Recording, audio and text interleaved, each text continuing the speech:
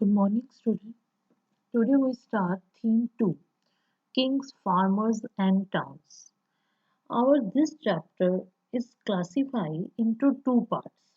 In the first part, I will tell you about the early states, and in the second part, I will tell you about the economy of these states in between 600 BC to 600 CE. As you see, our first topic is which we start our this chapter, Princep and Piyadasi. Who was this Princep? What was the full name of this Princep? The full name of Princep was James Princep. Now, who was this James Princep? He was an officer in the Mint of the East India Company. Mint means where the coins are made in this time, even also where the coins are made. So then he was an officer in the Mint of the East India Company. He deciphered Brahmi and Khroshti script used in the earliest inscriptions and the coins. He found that most of these mentioned a king referred to as Piyadasi. Now, what is the meaning of Piyadasi? Piyadasi means pleasant to behold. Then these inscriptions, on a few inscriptions, which also refer to the king as Ashoka, one of the most famous ruler known from the Buddhist text. It means that pleasant to behold, this or Piyadasi, this name was given to the king Ashoka. Now, this gave a new direction to the investigation into our this Indian political history, as the Europeans and Indian scholars use the inscriptions and text composed in a variety of languages to reconstruct. Reconstruct means made link the lineage of major dynasties that had ruled the subcontinent. Our scholars they began to shift their focus to the context of political history, investigating whether there were connection between political changes and economic and social developments. Here you see in this map, uh, I want to show the 16 Mahajanpadas. On that time, uh, there were the 16 Mahajanpadas. Janpadas, Jan means people, Pada means feet, Maha means very large.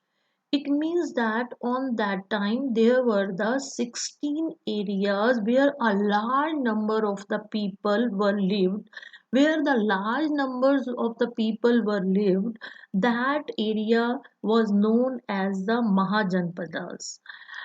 In between 16th BC to 600 century, there were the 16 Mahajanpadas. Here you see in this map Kuru, Panchala, Koshala, Kashi, Magda, Vatsa, Avanti, Gandhara. All these were the main Mahajanpadas on that time. Now I will tell you about the earlier states. There were the 16, I'm just showing you in the map, there were the 16 Mahajanpadas.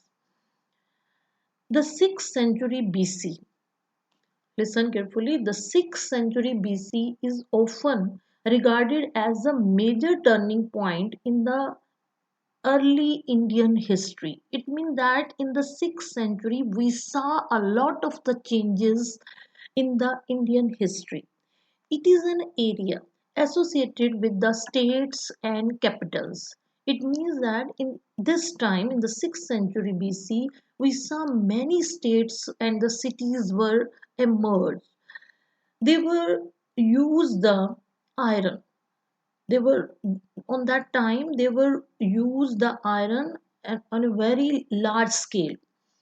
And then We saw the development of the coinage. I'm just told you the mint. It means that on that time the people or the states, the Mahajanpadas, all one they use the coins. It also witnessed the growth of diverse system of thoughts, including the Buddhism and Jainism.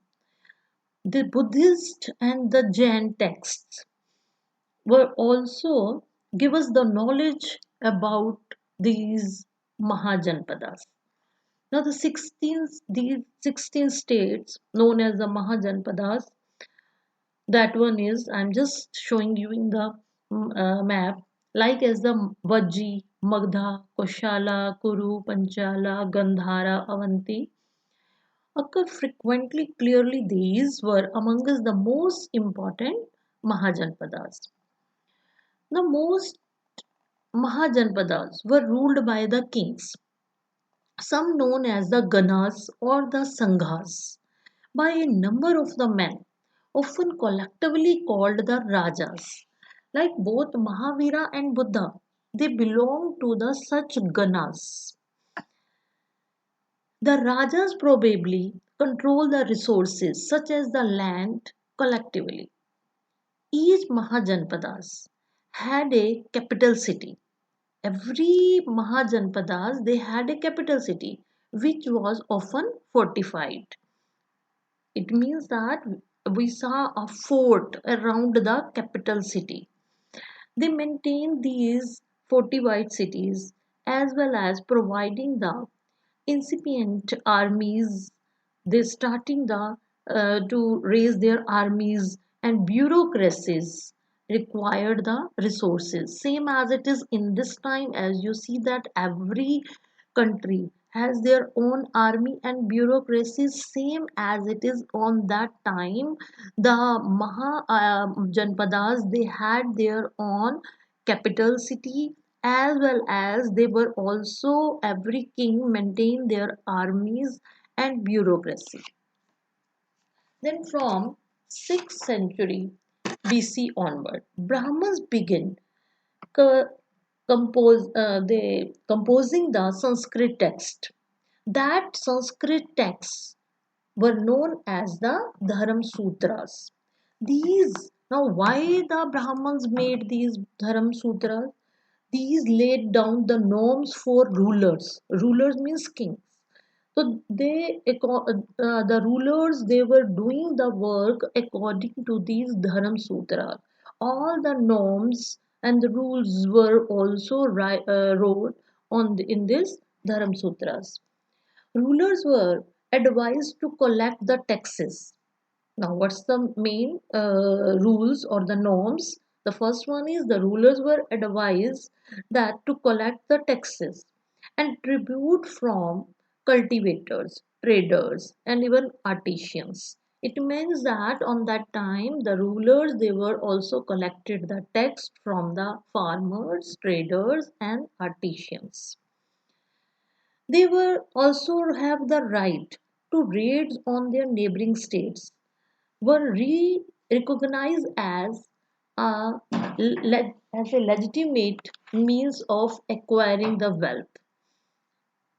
They also have the right for to increase their wealth, that to on their neighboring states.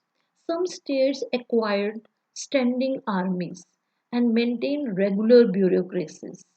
Again, they have the right or the norms already written in their Dharam Sutras, that they also acquired a army and for maintaining the regular bureaucracy. So in this way we see that they were maintaining their empire. So these were the 11 features of the early states or the Mahajanpadas. Okay, thank you, students.